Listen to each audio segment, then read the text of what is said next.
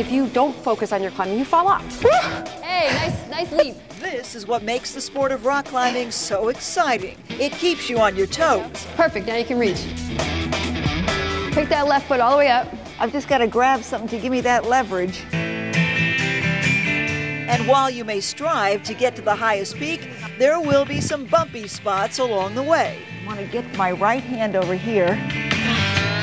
Holding on to save your life is terrifying, but at least you forget you're actually exercising, and that's what it's all about. I can't seem to get the leverage. Whoa! Woo! Woo! But if you stick with it, these are really just the first steps to something better. If you climb well, you'll eventually climb far. Here, it's all about looking up, not down, and looking forward, not back. It's a workout for both body and mind. Sometimes you just get up there and you just want to quit because your mind's telling you it's not going to happen, but you just got to go. When I got introduced to this a couple months ago, it was just wow. It's just another great way to get your body going. I know from the few months I've been here, I can definitely say that I've noticed a complete change in my overall strength. And then your right foot around the corner, down, down, down, and then left hand on the green. You're going to get a whole body exercise. And I don't mean just a whole body, I mean a mind as well. Climbing works every muscle group, every major muscle group in your body, and you can structure it so that your training can also be aerobic rather than solely anaerobic. You're moving your own body weight, so it's going to keep you from getting too bulky in any area, but you'll be limber and flexible. I'm feeling the cardiovascular. I'm feeling the stretching. I'm feeling the strength it takes, not to mention the fear. Here, you can because you think you can. It starts slow. Does it get a little more challenging as you get higher? It doesn't get any more challenging by definition. It just gets more challenging because you're getting a little more tired. Don't forget to breathe. Woo! But after just a few tries, you can climb your way to new heights. You're almost there. And you made it. Here we go. That's just after a few tries. This is what you can do after a few months. And before you know it, you'll be dancing on the ceiling, so to speak.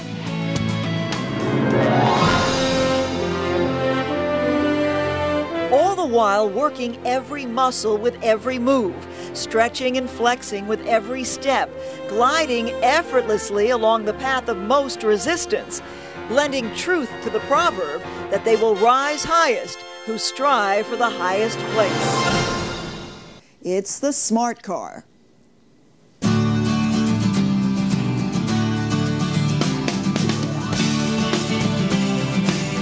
It's small, all right, but is it really smart? During these times of economic uncertainty, the ads for the Smart for Two are attention grabbers when less means more. Less fuel consumption. It gets 46 miles to the gallon on the highway and a smaller carbon footprint. It's got an ultra-low emissions engine in it, which ultra-low emissions are designed basically to put practically no carbon dioxide and pollutants into the air. Low emissions and recyclable parts. In fact, most of the smart car can be recycled at the end of the vehicle's life. From the inner fenders right down to the underbody trays, all made from renewable raw materials and 100% recycled plastic. If a panel breaks or gets damaged, generally what happens to it is you can take the panel off and throw it away. Well, you can put it in with your plastic recycle, and it can be taken and recycled and reused again. Nice features on any car, but let's face it, safety is the top priority.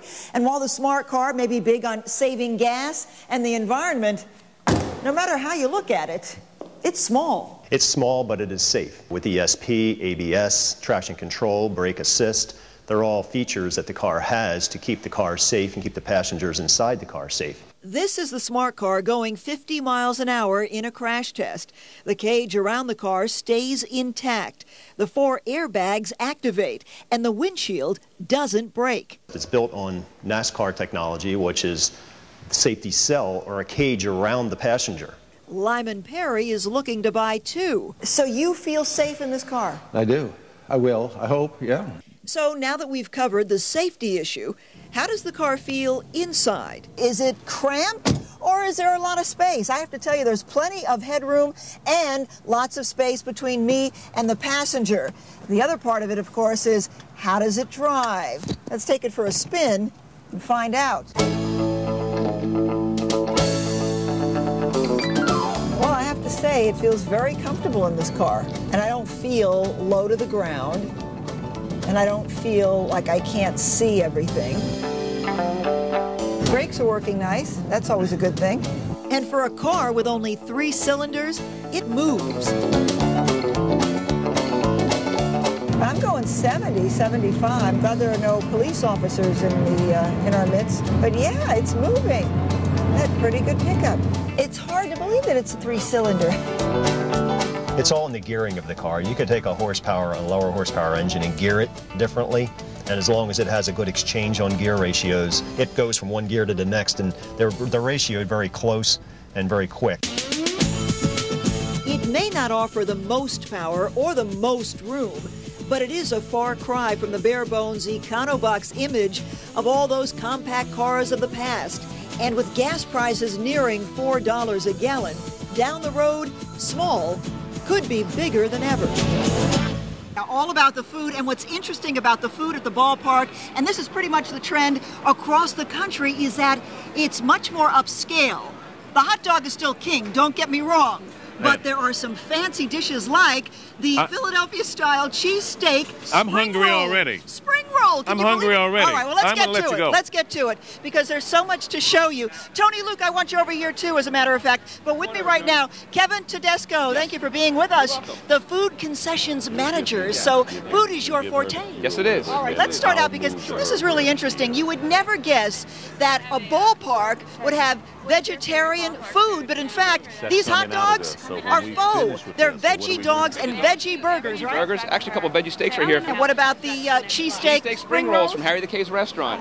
The Well, let's Schmitter. talk about the trend, Kevin, Yes. that ballparks across the country now are offering more fancy type foods because people kind of demand it now, don't they? Yeah, it's not a hot dog and soda operation anymore. If you take a look, you can really see back here, you've got Tony Luke's, Planet Hoagie, and then as you mentioned, Harry's right over there, where Harry K's, which you can get everything from fancy fare to a hot dog. You can get a filet to a Schmitter in Harry the K's restaurant, Right, anything right. you like, and the cheesesteak spring rolls. Now, we mentioned Tony Luke's. Tony Luke's very big in Philadelphia. They're known for their cheesesteaks. This is my favorite, the pork with the broccoli rabe, and you have to get the extra sharp provolone. Tony Luke, come on in. How are you, baby? The cheesesteak king. How you doing? I'm just fine. Now, do people ask for things that are more healthy? Well, when they come for us, they're coming for, they're trying to stay away from the healthy stuff, but Trying to stay away. But let's mention here, and this is important, that the park has banned trans fats. So you're not using oils with any trans fat. no trans fat here, no trans fat at our other store. Citizens Bank Park won a huge award from the Food Network. We just won the Food Network Award for Best Ballpark Eats. Though he played for other teams during his 14-year career, Bill the Moose Skowron's glory years were spent in pinstripes as a New York Yankee.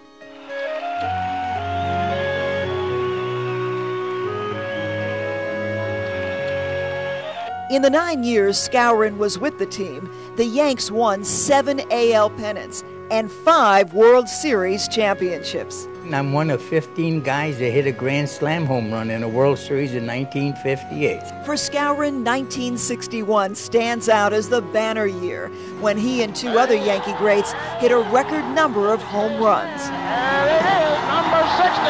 The 61 Yankee team, I would say, was the greatest team I played with. Mantle, Maris, and Moose. We hit 143 home runs, which is still a record today. Wow, and you didn't play with steroids. No, we didn't have none of that stuff at that time. I wish I was playing today. I'd be a multi-millionaire, What were you getting paid in those days? Well, my rookie year, I got $6,000. Today, it's $400,000. The most I made with the Yankees, I made $37,000. I was there 9 years. I got traded from the Yankees to the Dodgers. I made $48,000. That's the most money I ever made. I told my mom she should have held out. I'd have been a multi-millionaire today. Timing's everything, right? I know. Now, I know Joe D at one time, Joe DiMaggio, he thanked God for being a Yankee. What do you say about being a Yankee? It was the greatest thrill I had in my whole career. I was there 9 years. We won 7 pennants. How can I say something wrong? Such memories. Yes, and ma'am. speaking of memories, you know, I mean, you were really cute. You're cute now, but I don't know look about at you that. back then. No, I wasn't. Wow, bad. were you a lady killer? No. Oh, Are come you on, this kidding, big-time Janet? baseball star and those looks? No.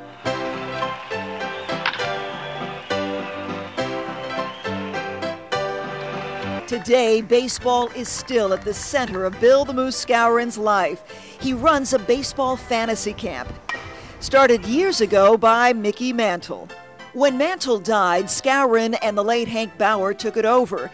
To this day, baseball fans from all over come to live out their fantasy of rubbing elbows with their heroes in pinstripes on the field of dreams. There was no way I could fit it all in one bag. And that's coming from a guy.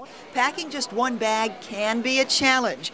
I mean, think about it. Say you're going away for 3 weeks, and part of that trip is business, part pleasure, where the weather can be tricky. How in the world do you pack one small bag? Can you do it?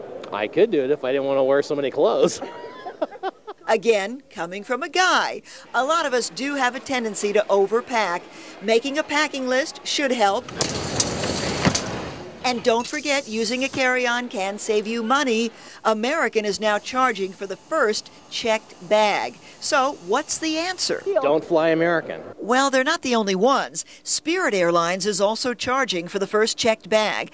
Other airlines may follow suit. So maybe the guy who created OneBag.com and swears he'll never travel with more than one bag is onto something. I think he's crazy. Or maybe not. And all the makeup and, you know, the toiletries. And my husband travels a lot, and he always does it in one bag. It figures the guy who created OneBag.com is a guy. That's true. But there are those who just seem to know all about the art and science of traveling. In fact, Sarah Lawson of Lithonia, Georgia, is all about efficiency packing, and she swears by the wrapping method. I roll up my underwear and put it in the Ziploc bag, and I take my T-shirts and stuff, and I roll those up and put it in a Ziploc bag, and then I roll up my jeans, and you can stack those. Right. So I roll the jeans up, and then anything else that you have to put in a Ziploc bag, just throw it in the bag. So you can do it? Yes. Anybody can. Lawson's method of packing is similar to OneBag.com's recommendations. Bundle wrap your gear to maximize suitcase space. Start with a core object, like a tiny zippered pouch filled with socks and or underwear, and then just wrap clothing around that. I tried explaining the one bag idea to this traveler. Did he have clean underwear? All right, so it may not work for all of us, but Sarah Lawson says if you can be convinced and you have a formula, be it the bundle or the roll, you can do it. Anybody can. Just make sure you have enough clean underwear. This is truly a mountain view. Isn't it? It is a slice of heaven art, and people want to keep it that way. As a matter of fact, environmental sustainability is the primary focus for the people here at Squaw Valley, USA. They really believe that global warming is having an effect on the area, that it is taking a toll, which is why they're finding all kinds of new and innovative ways to preserve this area. It's all part of a big environmental initiative that really is never-ending. Never-ending because of ongoing programs, research, and new plans for the future. Preserving the environmental quality of Squaw Valley is the top priority, with water conservation one of the biggest undertakings here. And it's paying off. Rather than extracting any water from the domestic water supply, our snowmaking system uses 100% natural snow melt. So we are. What does that translate into when it comes to savings, energy, and money? It's thousands and thousands of gallons of water each season that we're saving. Savannah Callie works on the mountain, and she says the area is still getting a lot of precipitation. Records show they're not getting any less snow than back in 1959 when the resort opened. But they are getting less snow at a lower elevation. The rain line is rising, indicating a correlation between global warming, climate change, and snowfall.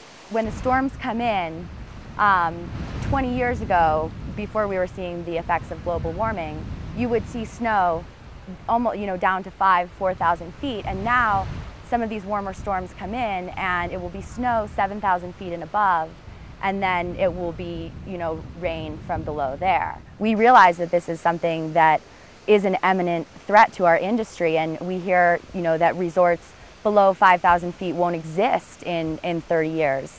And we're lucky to be above 6,200 feet, but considering the future of our industry is something that is directly affected by climate change, we really have stepped up our environmental initiatives. Soil erosion control is also a way to keep the area pristine. Hundreds of pounds of seed are being planted in disturbed areas. Wood chips like these are lined up and down the mountains to help curb runoff. But still, nature doesn't always cooperate. Erosion is a big problem here. As you can see, the runoff is coming down, which can affect water quality as well as the overall health of the mountain. But over my shoulder here is one of the many things that the people here at Squaw Valley, USA are doing to control erosion. They're using stones to make sure the water goes in one direction. In effect, the protective mound of stones is stabilizing the areas of runoff. The basins collect sediment from that runoff in order to preserve the water quality. Here, the environment is considered the area's greatest asset. Many feel a duty to preserve its fragile ecosystem, and the work they're doing shows, but it's not cheap. We've also spent millions of dollars over the past decade just with all of our environment efforts. But it's really not as much about how much it costs us there. It's in the future how much it will cost us if we don't do these things. And so far, it seems the Sustainable Slopes effort is making a difference. If you look at shots of Squaw Valley now versus 10 years ago in the summer, you will see that it is greener. Janet, nice report. And obviously it's in their best interest to preserve this great space that they have here, because this is a huge money-making operation. They rely on the tourist industry year-round, and they have to make sure that it's appealing so that people will keep coming back.